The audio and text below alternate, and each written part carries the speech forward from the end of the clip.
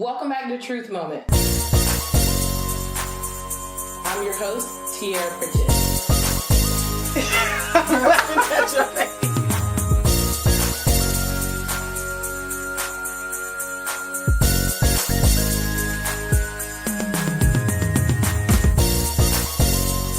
When something is submerged in the fire, then its shape can shift. Yeah, it can shift.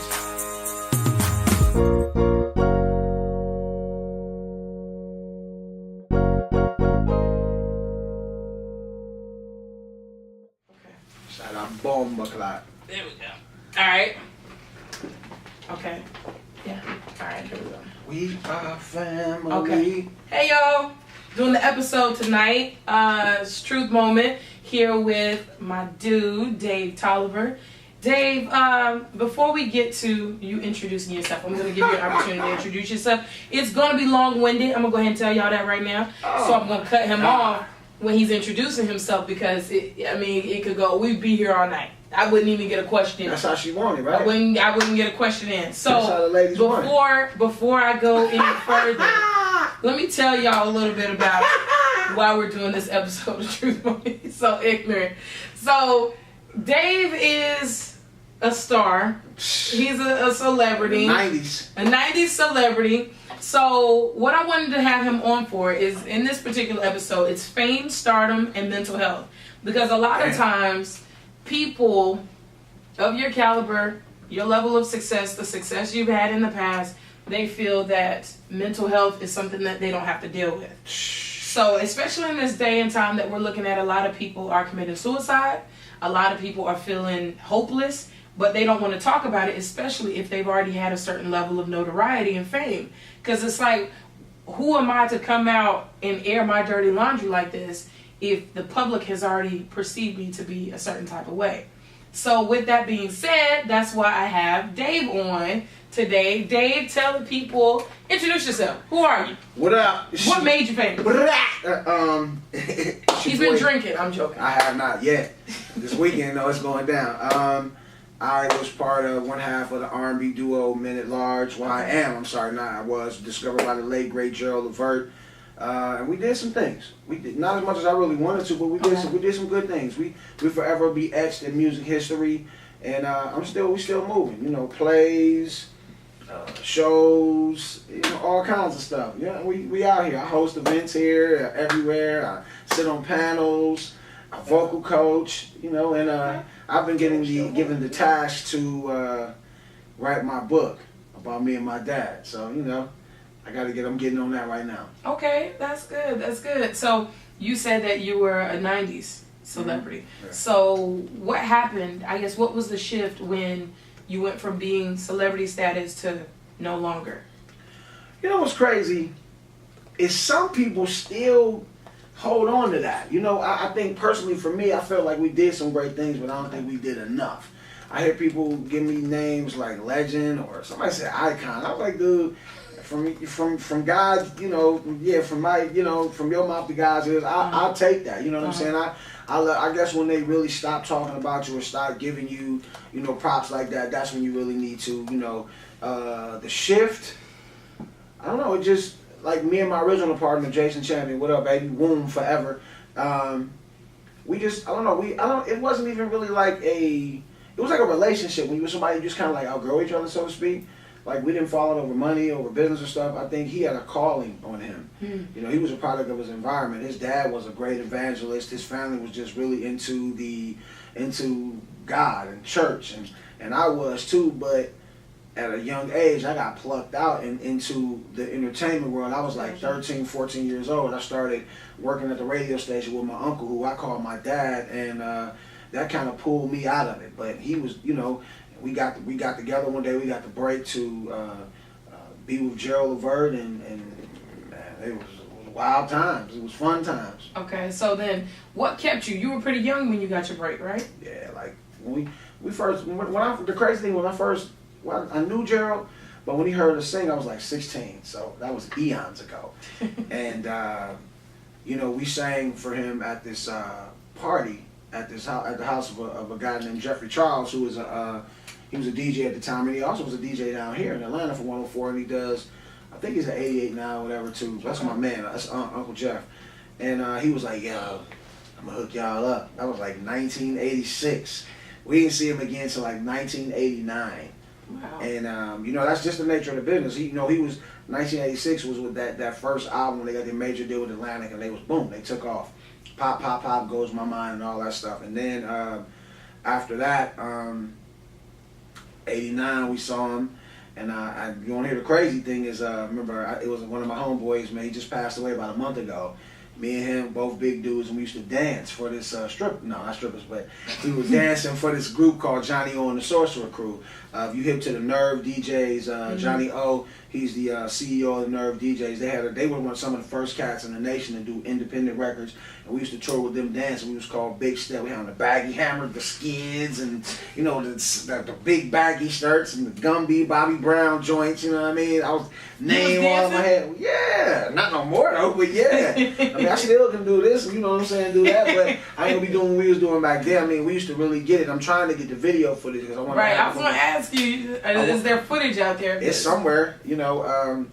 I hope they get it. They need to get it. You know, one of my boys, my boy passed. I wanted to have it for his funeral, but we couldn't get it. So, yeah. Then after that, it was another 3 years. Well, that wasn't 3 years. Like after he saw us in the studio, he said, "I want y'all to come up to the studio and audition." And me and Jason, we went up there with 2 other guys. The other 2 guys didn't make it. Sorry, guys. I'm so sorry. They just really didn't cut it. And it was 4 of us. And then his dad was there. Eddie was there. Steve from Troop was there. The Rude Boys were there. And we auditioned. And, you know, the other 2 guys didn't make it. We had another guy. He didn't make it. It just turned out to be me and him. And we were called Boys from the Hood at first. Really? And I was like, man, I want to be doing this till I'm like 50, 60. I mean, I'm almost 50 now, so I'm still here. And I was like, we can't be Boys from the Hood. You know, Boys the Men is a dope name, but, you know. But ironically, we heard something on ABC's record.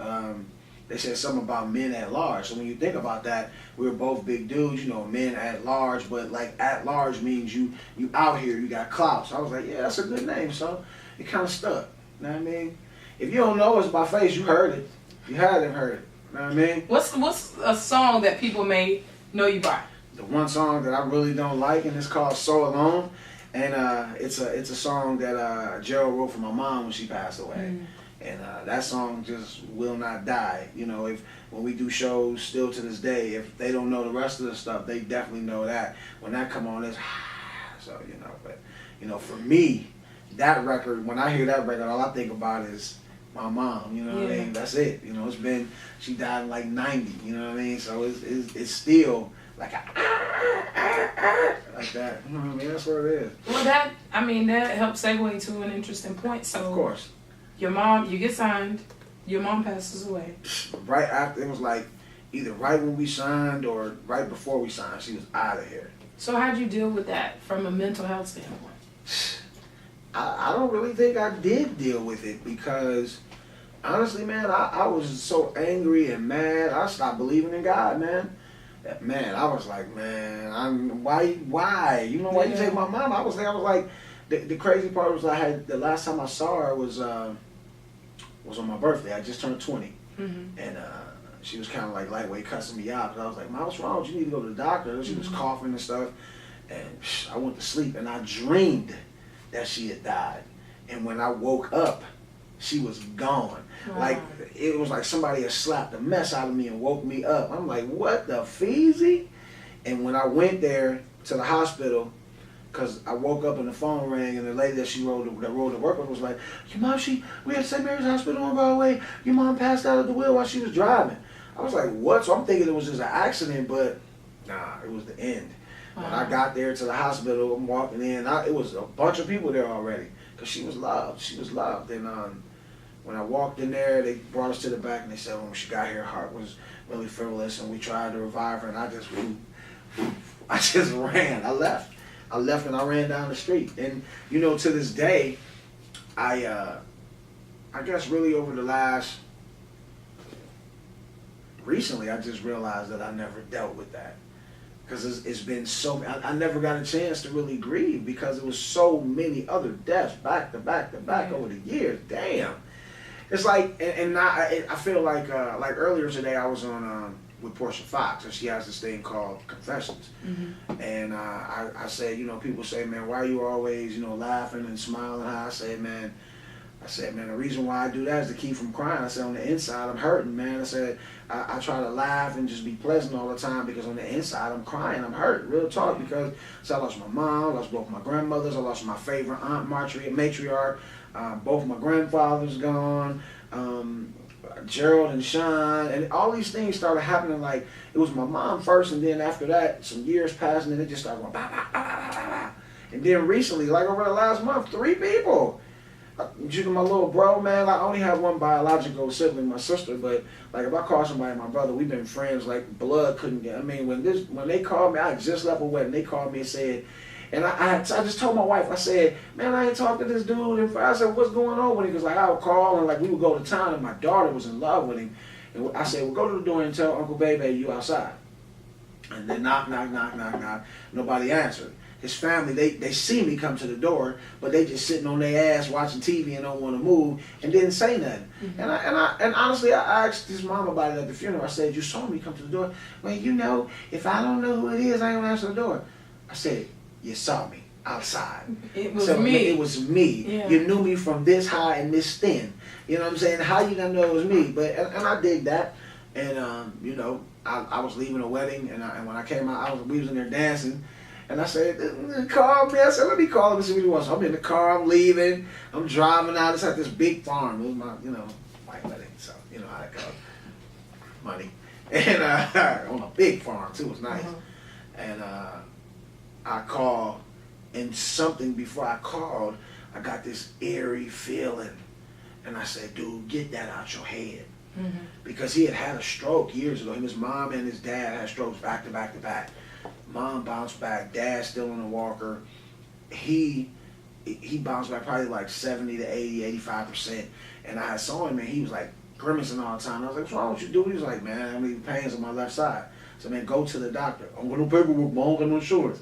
Man, I said, and I told him, you can go to the doctor, da da da da da. Then, when he passed, he had another stroke on a Monday, and then passed on Saturday. They said he had a headache, and they went to go get him some Tylenol. When he came back, he was unresponsive. And then I found out that he had like all kinds of ulcers on his leg and high blood and wasn't going to the doctor. His famous line was, I ain't got no paperwork, Mom. I'm gonna want no insurance. And I talked to, because it really bothered me. That knocked me off my feet. When I called, she was like, I was like, Tamara. I was like, what's good? She's like, I was like, nah. Before she said, I was like, nah. She said, you sitting down? I was like, nah. Yeah. And I lost it. I just, because I was like, damn.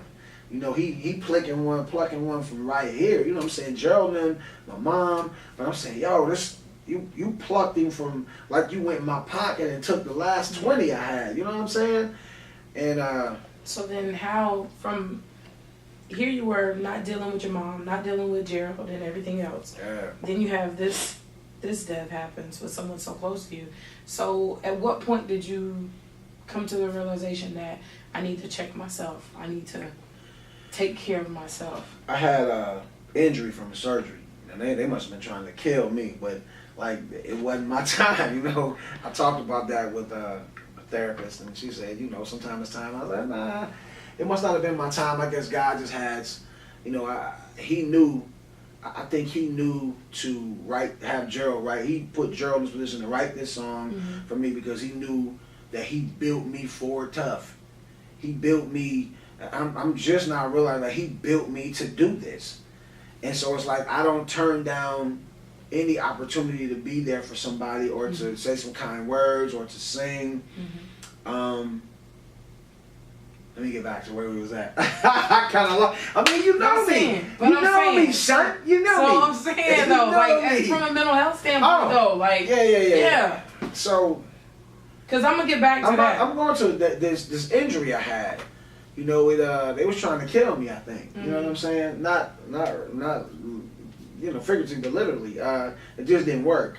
And I woke up with all kinds. I never get sick, ever. And I woke up with all blood clot, infection, weeping wound, and I had no feeling of movement in my right foot. You know what I'm saying? And And then they had me on all these meds. It was just, and nothing worked for pain or nothing like that. I just was high and sleeping. Get up. Oh, Mr. Tolliver, it's breakfast time. Oh, Mr. Tolliver, it's time to take a shower. Oh, Mr. Tolliver, it's time for therapy. Oh, it's lunch. It's therapy. It's dinner. You want your late night meds? I was like, okay. And so, when I got home, I was in like rehab for like 2 months. When I got home, you know, my wife would say, you're different. And I'd be like, whatever. She was right. And, you know, I had to apologize to her. I had to apologize to my kids because it's been like 2 years and I'm like mean, irritable. Sometimes, you know, and I'm working on that now to have a better me so we have a better we. And then I was on this one pill, Neurontin, for nerve pain. Man, I had like 7 out of the 11 side effects from the pill. I mean, this was a person that never gets sick. Like, I ain't had the flu since like 1990 or cold and like that. I don't. You know, I know if I do get something because I party too hard. Like a cough or whatever, it's because I party too hard. You know what I'm saying? Then I'll jump on the plane, all that dry air and all that stuff, you get it clogged up. But sick, infection, no, nah. And I just watched this manifest. And when she sent me a text one day, and this was probably, I don't know, maybe 2 or 3 months ago, and showed me all this stuff. This was before my son went back to school, so August. Yeah, so it's October now, so probably like July, and I had to come home and apologize to everybody because this really intensified everything. But on top of that, it helped me to see, like, 'cause honestly, I get jealous sometimes seeing her with her mom. I do. I get jealous seeing people with their moms, and then, you know, whether the mom is good or the parents are good, I get upset when I see that sometimes, especially if the mom suck or the kids suck. Seriously, because it's like, damn, I wish me and my mom had the perfect relationship. Who's to know what it would have been now, but we had the perfect relationship. And that still bothers me to this day. From 1990 to 2018, what's that, 28 years? I mean, it bothers me, it does. And on the inside, I'm torn up about it. I am. I'm like, gee whiz, man. You took my 4-leaf clover. You took my favorite piece of chicken off my plate, and I was hungry for 2 days. This dude with the damn analogies. We go right there, get to that moment, and then you deflect. I ain't deflecting. No, I know, but I'm just saying that the analogies with whether it's chicken, what have you, those are your ways to where. So you don't have to deal with that because what I hear. I'm dealing with it. I'm telling you right now. Yeah, you're dealing with it now. But what I'm saying is that you'll sit there for so long, for 28 years, right? You've gone through stuff. You go through you laugh because, and that's another defense mechanism right there. I hate it's another defense mechanism. You, for 28 years, you've gone through this, but you haven't gone through it. Right. So like it's almost like you allow it to go on, and you sit on the outside and watch it, and let Dave make a joke. Oh, let me make people laugh. Because me making them laugh, you're laughing, and that way I don't have to deal with it. It doesn't make me vulnerable. It doesn't make me sensitive. So now here you are in this situation. What are you, some type of therapist or something? I'm deflecting, right? Yeah. You already know I'm deflecting. I'm learning that. Yeah. And I said I'm trying to become a better me so I can be, like, I don't want to pass on these demons to my kids. And they've already been implanted them. I got one that's 20, my nieces and stuff like that. You know, I can't say for them because their mom is to deal with them and, you know, whatever. But, you know, they blame me for stuff too. They do. I'm putting it out there. They blame me for that shit. But, you know, I want to, I have done some damage, but not the damage to the point where they're going to be scarred for their lives. Because by us moving here to Atlanta, we shifted, is the paradigm is the word? We shifted it, and they'll have a better life because of us moving here to Atlanta. Not saying that it's better than Cleveland, but to get them away from all the negative. To get them away from you're deflecting. To get them away from all the negative things that they could have experienced by our families there in Cleveland. Man, I got a history of stuff in my family. I mean, from drugs to molestation, you know, stuff like that. And there was no way in hell I was going to let either of my kids go. There's no, I can't stop it. Yeah. But me shifting it and coming here and doing something different, starting up somewhere else, I don't consider that running. I just consider that, you know, shifting the atmosphere. You know what I mean? But see, and I would... You call beg it to running? differ. No, I'm not calling it running. I'm not calling it running. But what Right. I'm saying is that you say that you can't stop it from happening. But so you can move them to where you change, you know, the atmosphere. And give But them what different... a lot of people don't realize, especially in our community, the atmosphere, you can move to Alaska. Yeah, What I'm about to say? What I'm about to You say? about to say, but the stuff that has been embedded in you in past No, years, no, sometimes that's not what I'm about to say. You pass it on. No, that's not what I'm about to say. Sometimes you pass it on. Look. In the words of Those Big are Baller, changed. stay in your lane. Oh, man, You sing. This is what I do. This is what I do. Oh, my what God. I'm saying, I'm wrong? yeah, you're wrong. Because I'm not about to say that. What I'm about to say is that what changes the atmosphere is conversation. Is talking about it. You can't just move. You can't just change your address and feel like curses will be broken, things will stop happening. Not at all. It's the conversation piece. But it's conversations, it's actions, it's placement. It's more than just conversation. I definitely believe in being honest about everything. Like I talk to my son about everything. And I'm saying, like, I don't tell him like this is how you should do it. That I just have open conversations with my daughter. Her being 12, you know, I done told her a lot of stuff, and I'm not the birds and the bees. I was like, Dad, we don't need to talk about that. I already know. I said, nah, you don't know.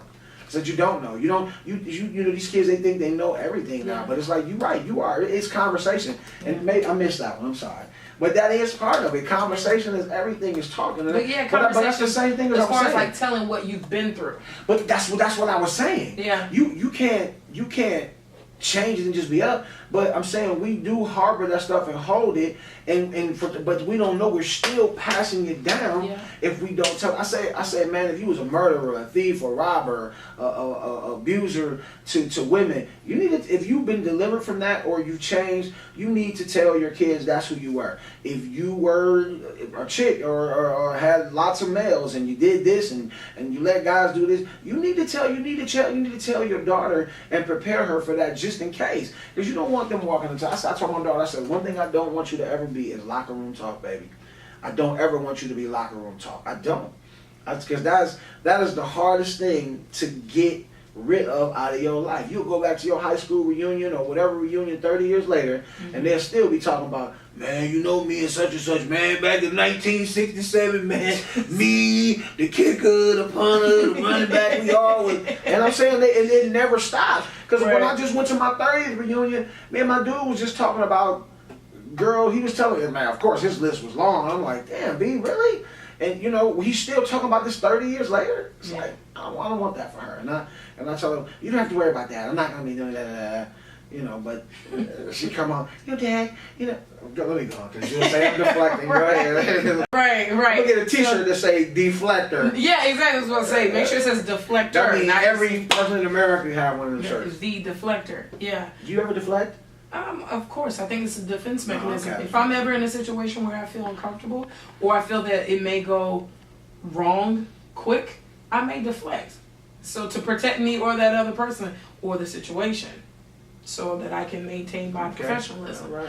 But Get back to me. Yes, back to you. So you told us the song that people may know you from. You got some new work out, right? Oh yeah, tight work. Okay, and I mean, I'll be the judge of that. He might be biased. It is his music. Nah, it's good. I mean, the record. It's just one record that's coming out to be available next week. It's called Home. It's been licensed on Scream Queens and Single Ladies, and it's more to come. We went to number 4 with it before, and I'm just re-releasing it the proper way. I did it before, and I was doing everything on my own. Now I have a team of people helping me out. Shout out Curvy Girl Enterprises. Shout out Curvy Girl. Yeah, it's my baby. Tony and Adriana, Dewan, Teosha, and the whole squad over there. They looking out. They trying to look out for me and do some different things. Man, they on it. So You know, that's where we at. And then the other one, I did a remake of Gerald Levert's Baby, I'm Ready. I'm just gonna be honest with you. You killed it? I put my whole hand in it. The whole thing I did. I put my foot on its throat. Okay. Yeah, You're gonna have an opportunity to share that with the audience. We will get you guys when it goes on the YouTube. We'll play a snippet on it, so we'll put that in there. One thing I want to ask you though, before we cut to the song, is how was it for you when you walked around, people knew who you were, and oh my God, sing the song, that's the guy saying blah, blah, blah.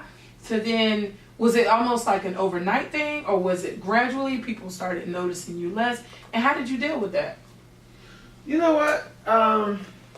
It took a long time for them to stop noticing us. I mean, we were a group that nobody had ever seen like that. Two fat dudes like that. And they Who were arrogant? Yeah, definitely. Those Yeah. dudes. Yeah. I mean, well, whatever you want to call it, you know, you're deflecting. No, I'm spitting real. Arrogant, cocky, deflecting, brash. I mean, brash. You know. Yeah, go ahead. Rude, So y'all was walking obese. around. It took a while. It took a while, and even still, sometimes we go places. It's not the uproar, but people like, and I'll be like, "Yeah, what's up, man?" And they'll be like, and then they'll be like, "Oh, yeah, I thought." You know what I mean? You know, when you go out now, it's younger and younger people everywhere you go now, especially when you go to places of business and stuff like that, customer service. But when things kind of like, you know, it hit me hard one time. Well, I was just at my house, just out of it. You know what I'm saying? I was crying and just, you know, my boy Six Eyes was there, and he was like, man, da da da da da da da. What were you crying about? Because I just felt like I just felt like I hadn't done nothing. And I really had done some things, you know, like when I look back on my life, there'll be probably a zillion people to come back that won't be able to do a 5% of what I've done, or 10%, you know, 2% of what I've done in this lifetime, and they'll go through their whole life and not be able to do the things that I've done. I've done a lot of stuff. When you look at it, man, I've done and worked with a lot of great people, man. I just was in my house and I was just crying. I was upset because I just felt like it was over, and it's just like felt like I hadn't done anything. You know what I mean? And he reassured me, man. I go through them things sometimes, and sometimes I know you can't. Facebook Live don't let you do that. It used to. Go ahead. Yeah, Facebook Live is whack sometimes. And you know, back then I used to be like, F it, let's just rock and just get back up. But you know, when things start to, and things were still moving though, you know what I mean? But like now in these days, it's easier to get caught up in those moments where you feel like, damn, what am I gonna do? Like I was telling myself after this surgery that I had, it was like I can't figure out what's next.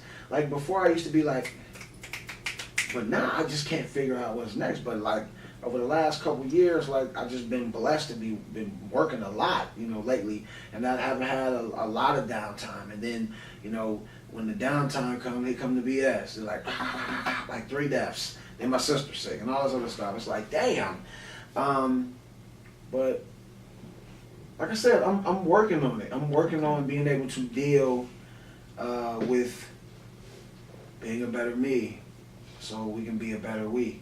And I think what bumper sticker did you read that on? What? That's me. What shirt did you? Nobody ever said that to me. So you weren't driving and saw a car and was like, nah. I'm gonna But use that's just the way I feel. I have to be a better me in order to be a better we, not just with my family, but with the people that I'm friends with the people I do business with them. It'll cause me to think more rational than irrational in certain situations. And in this entertainment business, it's garbage. If you have to have the heart for it. You know, you can't have your emotions and feelings involved because nobody cares about your feelings. And when they're done using you and taking everything they can from you, they'll just drive you like a dog they're trying to get with them, just throw you out and just leave you out there to die. So then why do you want to be a part of it? It's like crack. It's addictive because I'm successful at it. I work at it. I may not make $1 million or $2 million a year, but I do all right for myself. You know, to the point where I don't got to work at Subway. You know what I'm saying? Like that. No knock to Subway. I mean, I'm not knocking Subway. If you out there right now, I personally don't like Subway. I like a spinach wrap right now with turkey, ham, and roast beef. No sauces on it, lettuce, onions. No, but seriously, You know, Ham. I'm all right. Man, you gotta leave that pork alone. Man, it's turkey based. Okay. Let me ask you this: now, how do you know what the turkey that you get is turkey based for real? I'm pescatarian, so I don't. Okay, well, how do you know that the fish you eat is fish? Right, you wasn't expecting that. You wasn't expecting that. Before we cut our live. Before we cut our live, I'm gonna let you sing some real. Or do you want to spit first? I don't know. Whatever you want to do. You gotta give me a topic, and I want a beat. Okay. Beat. Mental health. You want a beat? Mental health. Oh God. Well, I mean, something I want fast. a jar beats. I mean, I think you should do it off the dome. Personally, y'all. Mental health. All right. Mental health. And can we keep it clean, please? I always keep it clean. Like soap. And you rub on your legs with Vaseline. So it shine, you know what I mean? It's a 90s brother, for real. So listen, mental health. Uh-huh. Mental health is serious about the black fam. If you don't get your mind right, you end up in a jam. That's something like a flim and a flam. End up in a scam. that's whack. Mental health. That could whack. That's what we I was spitting was whack. That's what I'm talking about. I was spitting was whack. Mental health is, I don't know, mental health, people think it's about depression. Mm-hmm. But it's all about talking the truth and confession. Truth moment. Sit back and talk to your therapist. Learn some lessons about yourself. Get that mental wealth. Coming straight from the depth. It's all about mental health. When you get your mental health right, you can get yourself right. Be a better me so we can be a better we. And with my girl, Truth Moment, TP, DT. Oh, okay, you did that. You did that. You redeemed yourself. Look, my back is against the wall. You redeemed my back is against the wall. That first one was garbage. It was That first one was garbage. It wasn't suspect. The jury was guilty all the way down. It wasn't suspect. It was guilty. That's true. I'm gonna have to let that one be a little intro or something one time. That was cool. That was cool.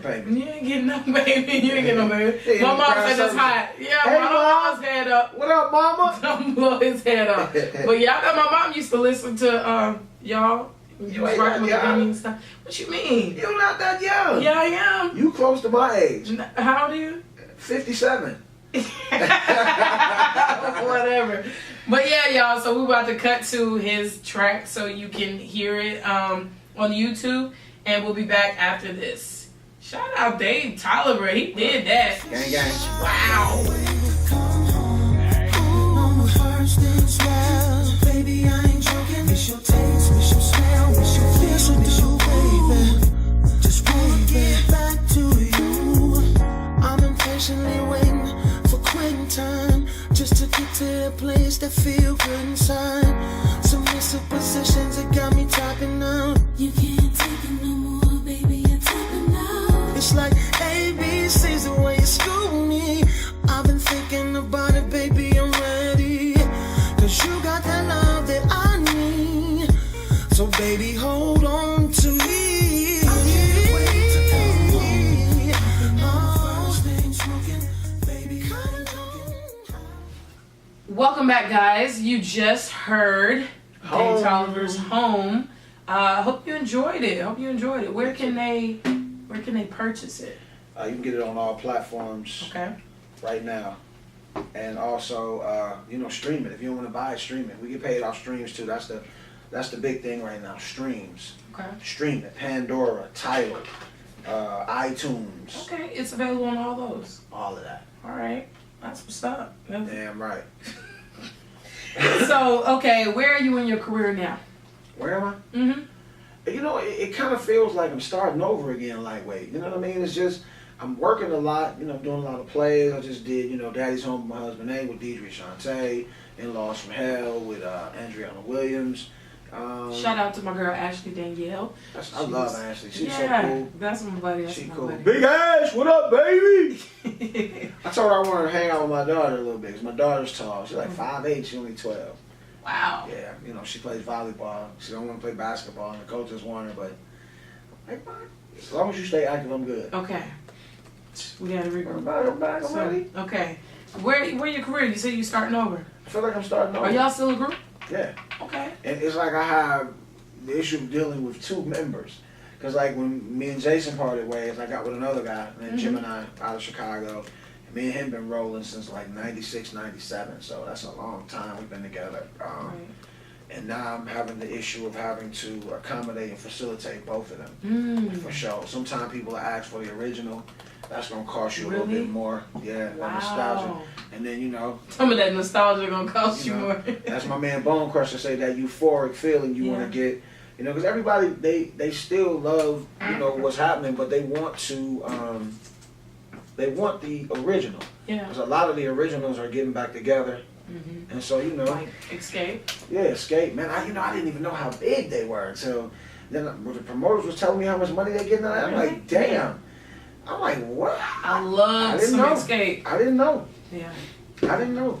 So you said, I'm cool with Tamika. That's my homegirl. You said that your career is doing pretty good. It's decent. It's decent. Okay. I would like for it to be better, and that means I would like to come home for a couple of days and be gone for another 4 or 5. You know, not 4 or 5, the whole weekend and come back. And it was like that, like all summer. It was like that. And you know, it's slow right now, but it's going to start back up. The play's going to start back up. We got shows coming up. We're doing a tour. It's called the Forever 90s Tour. Minute Large, Troop, Rude Boys, Public Announcement, Rough Ends. Oh, Public Announcement. Yeah, a couple of people on there doing some stuff like that. Okay. You know, cats that you don't see as much as you see Drew Hill, 112, Jagged Edge, you know, SWV, people like that. And you know, that's where we at. You know, I want to. There's a lot of things that I want to do that I'm going to do. Okay. I've been instructed so. You know, like writing a book about, you know, me and my dad, relationship. Like, I grew up hating that dude, and now, like, I mean, I had a gun to his head. I done beat him through a kitchen window, and now when I go home to Cleveland, I stay at his house and we hang out. Wow. Yeah, that's crazy. Cats need to hear that. And you know, I've been sitting on that too long. You know, they say if you sit on something that God has given you too long, then He'll give it to somebody else. No, they can't have it. But here's the thing. The reason why you said that people need to hear it, because that's a lot of people's story, right? It is. So then somebody else can write about that. So that means you got to get off of that thing. You need to put it out there. You in my head? I'm just saying.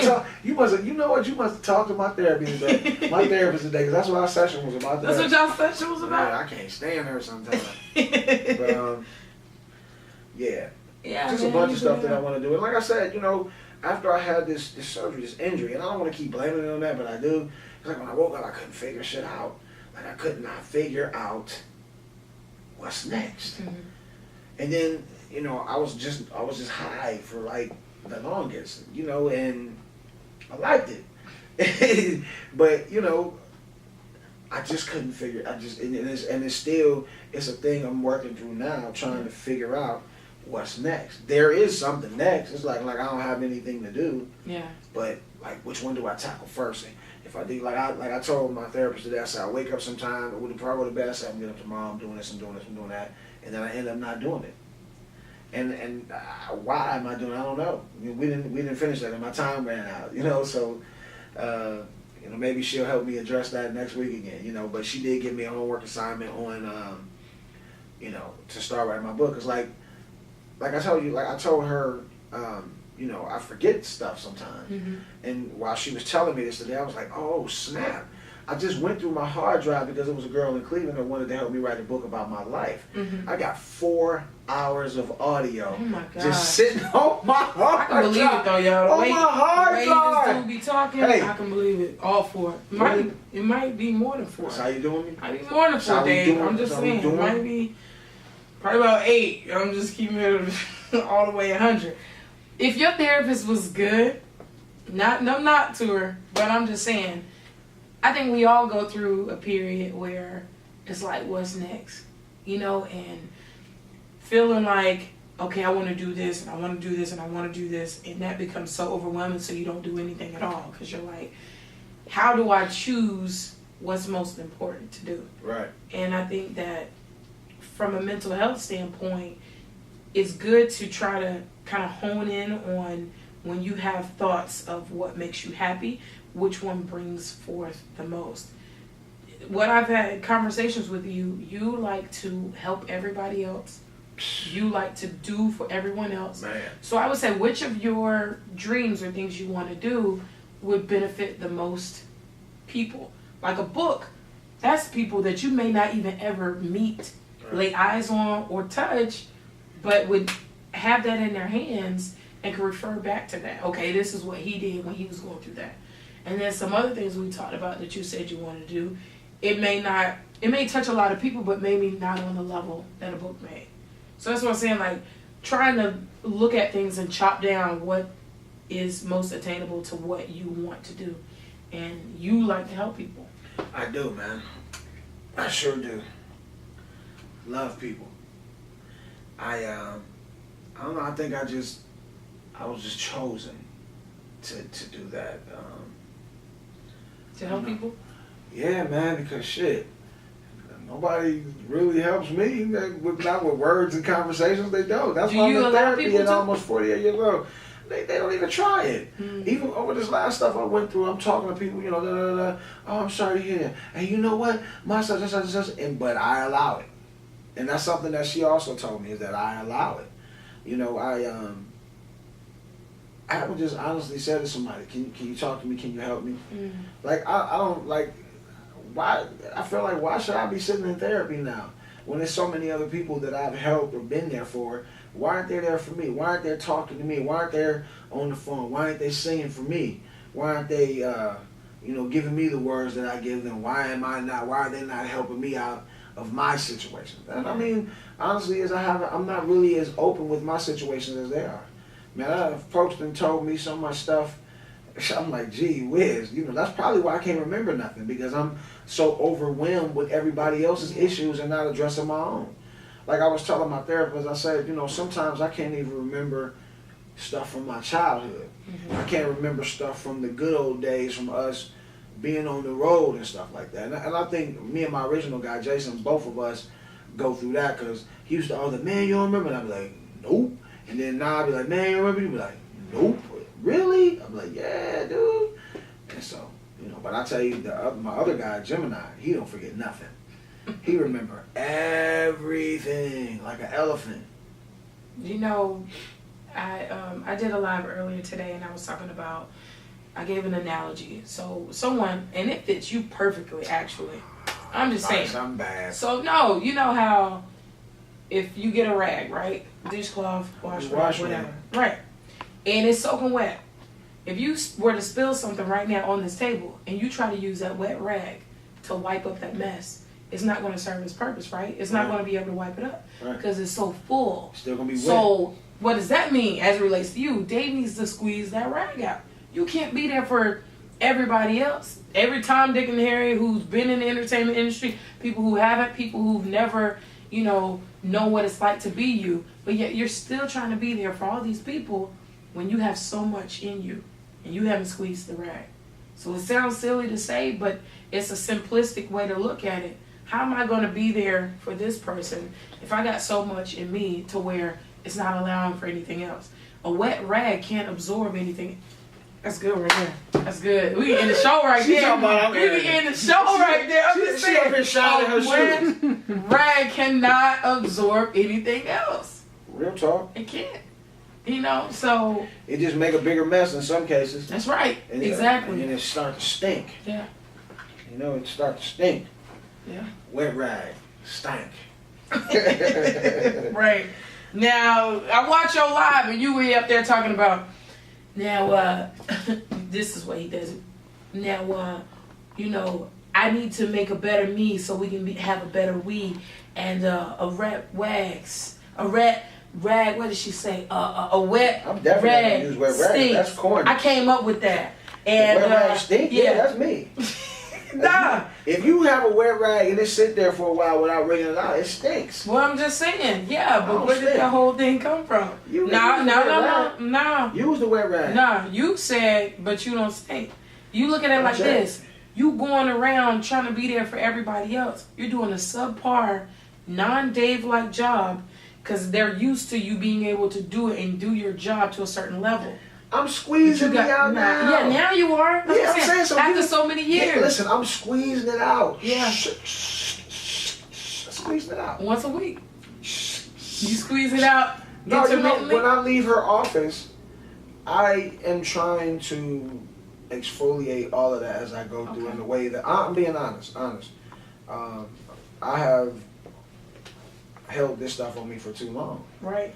And, you know, sometimes at the end of the day, I'll be like, gee whiz, I'm exhausted. You know what I'm saying? But trust me, I'm trying to squeeze it out. You know, that was a decent little, you know, whatever. It was decent.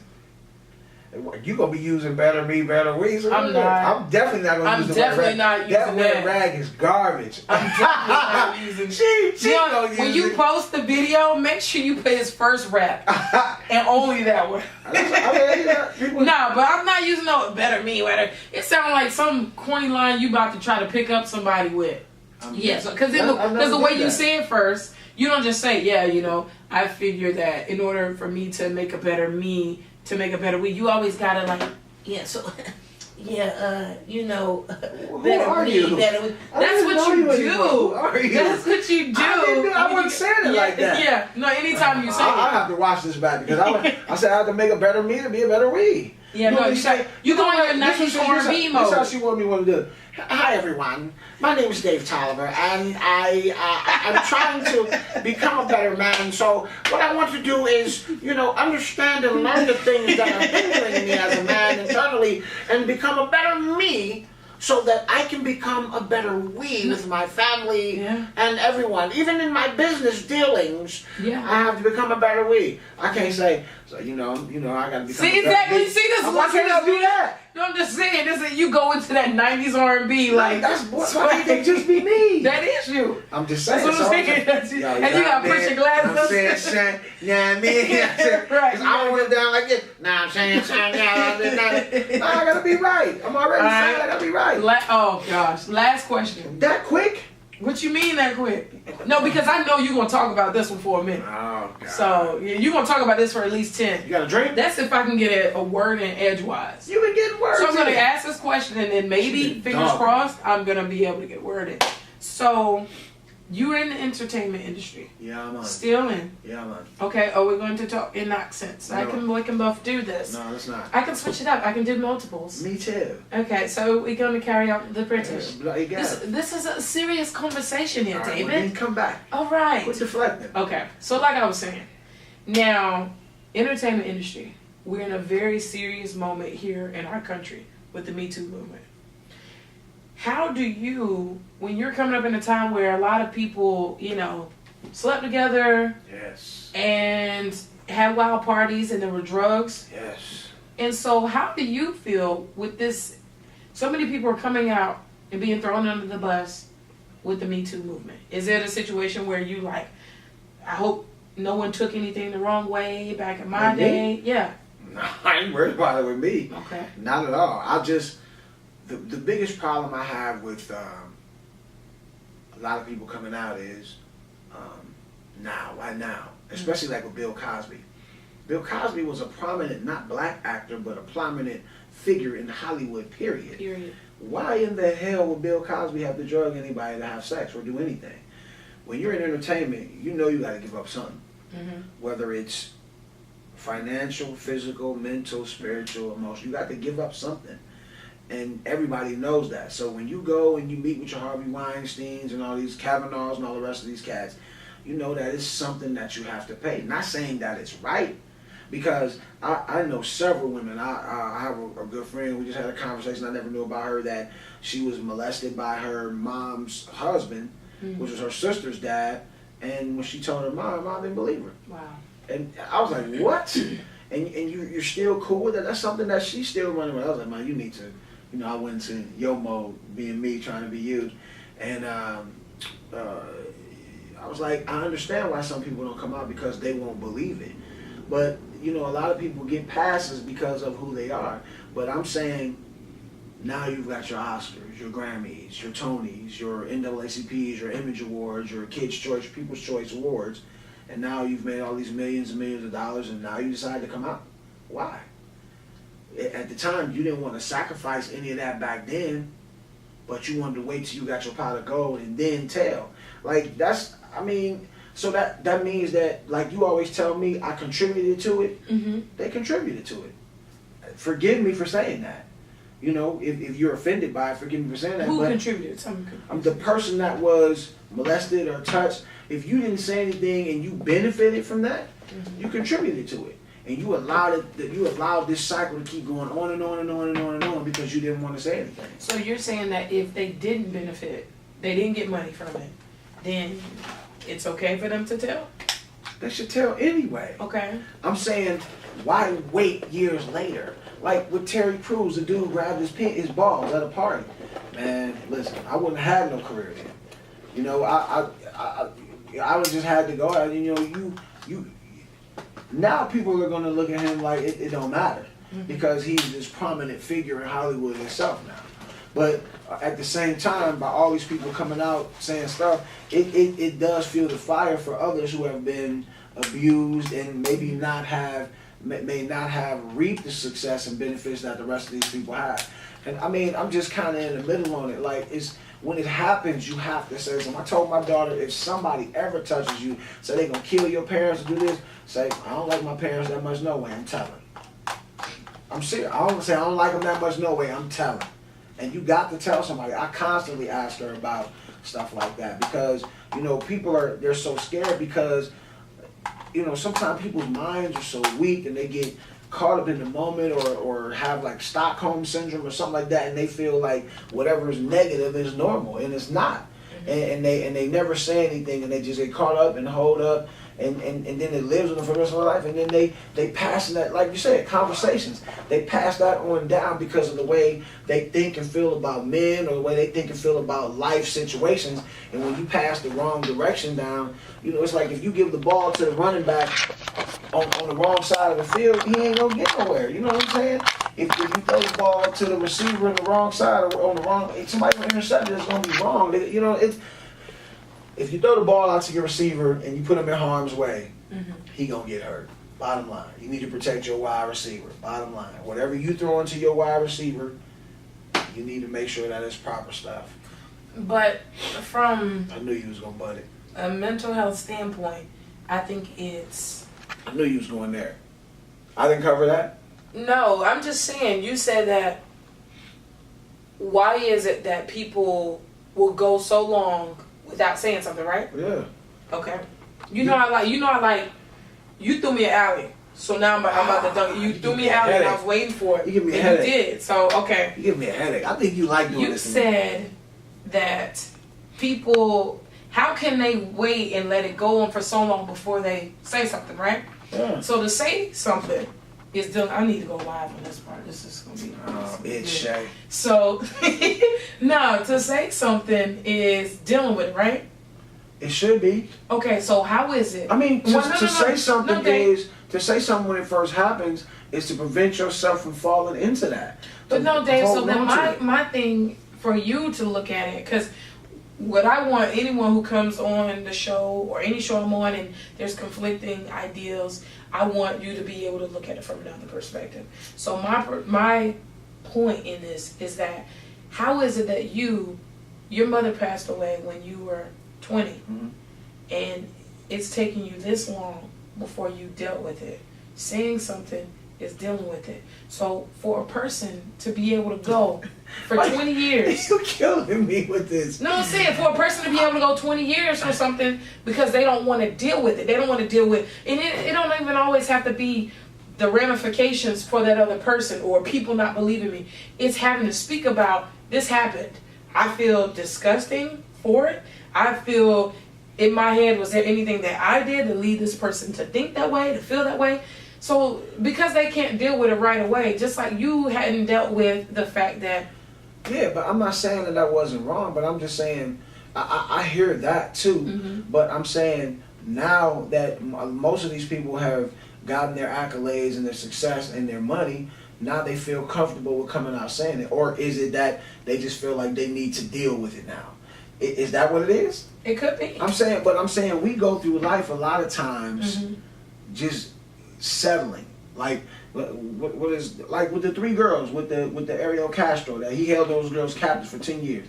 You mean to tell he had them. Yeah. They were like and I think a part of that became normal every day. And I'm saying, like, if I'm offending anybody, forgive me, because my views, I try to deal from a real perspective. It's like, he did, I don't know, like in the movie, I don't remember it saying that he drugged them or anything like that. He just had them in such a state of fear that they didn't think about it. And I think one of the girls was slightly, you know, off or whatever, but they was cooking for him and cleaning. You mean you couldn't put no Lysol in his oatmeal, or you couldn't stab him in his neck at the dinner table? I mean, I've never been in that, and I'm saying I'm not haven't been on that side, so I don't understand what it's like to be there. I understand what you're saying, but it's just like, damn.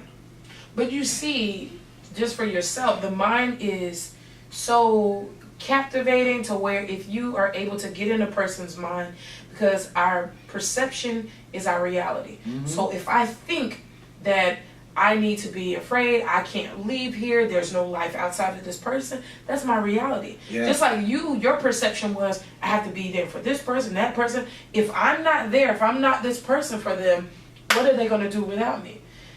People live and die every single day, and life goes on. You lost your mom at a time that should have been the most happiest in your life, to where when that anniversary comes around, it's still attached to you losing your mom. Every time I sing that song. But you had to still go on with your life. Choice. Right. But from your perception, it was, these people need me, I got to be here for these people. That became your reality. I had to eat too. So I'm talking about you being there for people when they wanted to bring their own stuff to you, to weigh you down, to bog you down. That became your perception, and that was your reality.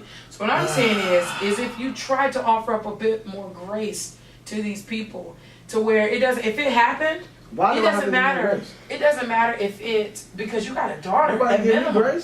You got a daughter at minimum. I know I do, but I'm just saying, you asked me what I thought about it. And I told you, that doesn't mean that I'm not sympathetic for these people, because I'm saying, like, I have friends, like I said, I have friends, women that I could tell you, all of my years, I can tell you probably 5 out of every 10 had been through some type of molestation or some type of rape or something like that, and just never said anything. I got a cousin that blamed me for something, and I had nothing to do with it. Like, I'm like, I didn't even know the guy, but she's blaming me because I wasn't around. I said I was around. If I recall, I took you on trips with me and paper. I showed you another side of life. How are you blaming me for that?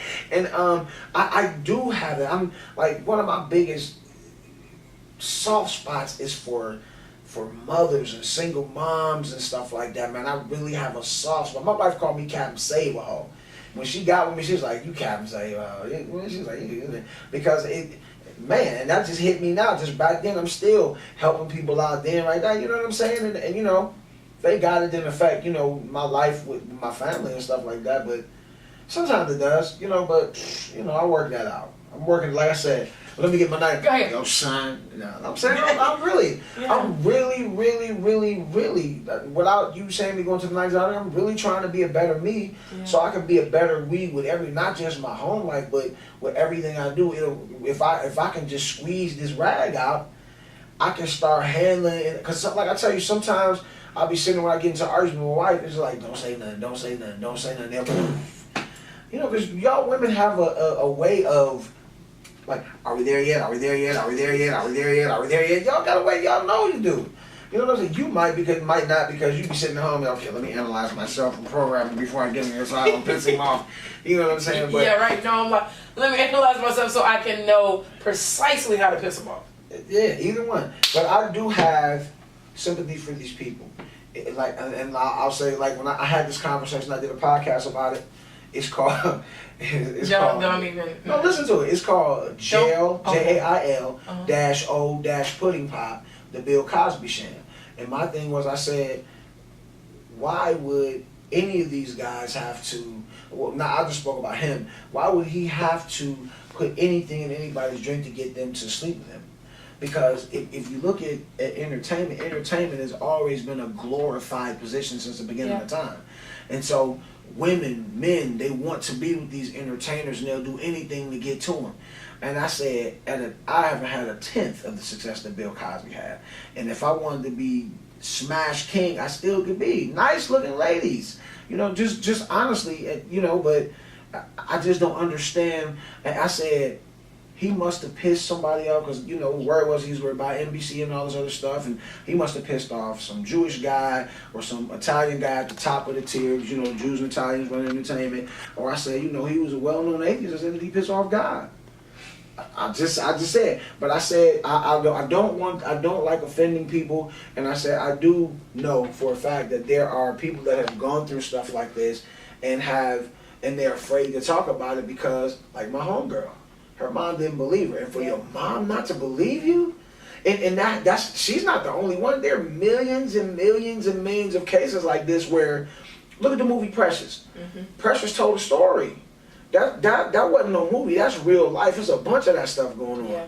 You know where the mama's so hard for a man, she don't really care about what happened to that girl with them daughters, and that's ridiculous. And those are things that have been passed down and we stuck in it. And if we don't, like you said, have those conversations with our children going forward, they're going to walk in the same minefields that we walked in. Because I know they didn't prepare me for the stuff I was going to go through. They didn't. Right. My parents was like, my family was like, is this or this? They didn't tell me about coloring inside the lines. It was like, go outside, make sure you stay on the line, and that's it. Right. And they didn't say you got to color the line. You got to color inside and be neat with the lines too. They didn't. You got to connect the dots, be neat with the lines, make sure you do it in order, and that's life. And you know, it is. But you know, if I offended anybody by what I said, I don't believe that these people are lying. But in entertainment, it could be a book signing. It could be you just got off the Chop TV show. You could be filming with Bill Cosby. You could have been on an interview on a radio station, and you go after it and say, hey, why don't you meet me over in my suite or whatever, come to the hotel. It's more than a 50-50 chance that dude wants you or she wants you. Or dude want the dude or girl with the guy. It's a 50-50 chance, and especially if it's certain times. If you're on set since 4 o'clock and y'all rap till like 11, 12 at night, you ain't tired? Even if you were sitting in the director's chair, you not tired? So if you go to the hotel, what are you expecting y'all gonna do? Talk about how the shoot went that day? Hell no. You gonna talk about how the shoot gonna go in 30, 40 minutes. You know what? I can't.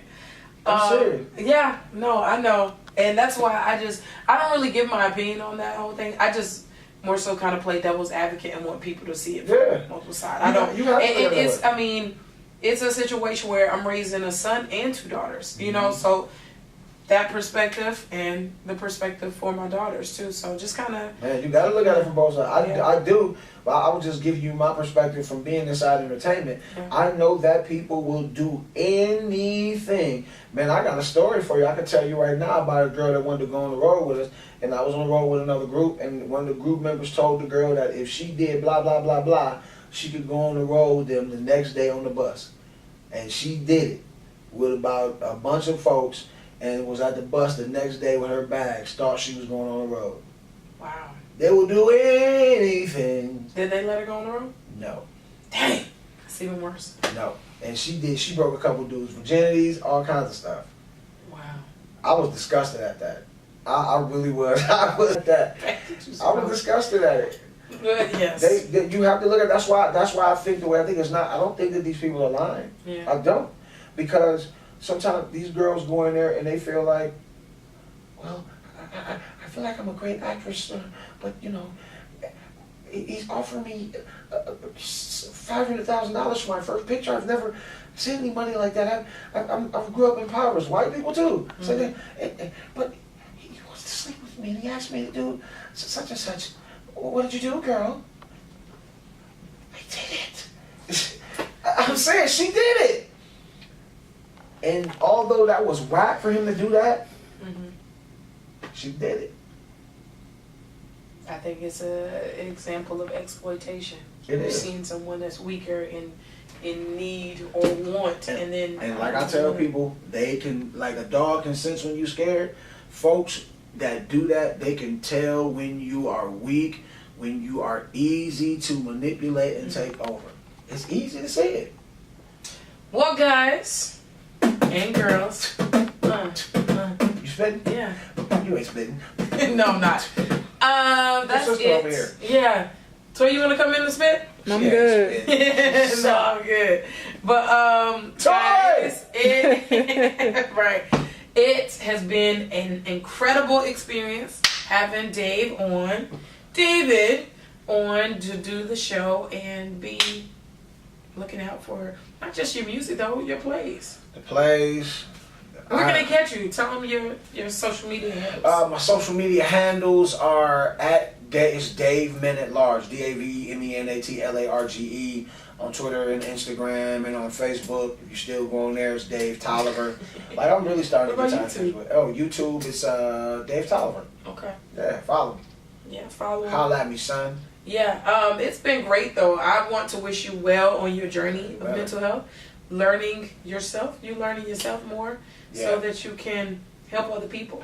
I'm enjoying it. I know I need to help myself first. Yeah. You know what I'm saying? If you're not equipped, how you gonna finish the job? You know what I mean? That's right. That's right. Good. You can't absorb anything if you're full of it. You could be a better me, baby. You can't absorb anything if you're full of it. If you're wet. But yeah, I'm Tiaera Pritchett. TP. This is Dave Tolliver. DT. That's our truth moment. What's yours?